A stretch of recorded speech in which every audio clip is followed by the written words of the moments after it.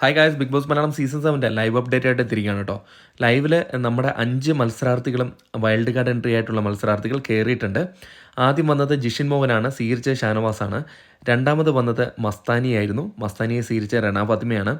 മൂന്നാമത് വന്നത് പ്രവീണായിരുന്നു, മല്ലു വ്ളോഗറായിട്ടുള്ള പ്രവീൺ. സ്വീകരിച്ചത് അനീഷായിരുന്നു.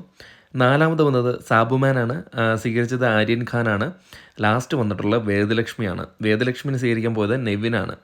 അപ്പം ഈ 5 വൈൽഡ് കാർഡ് എൻട്രികൾ കയറിയിട്ടുണ്ട്.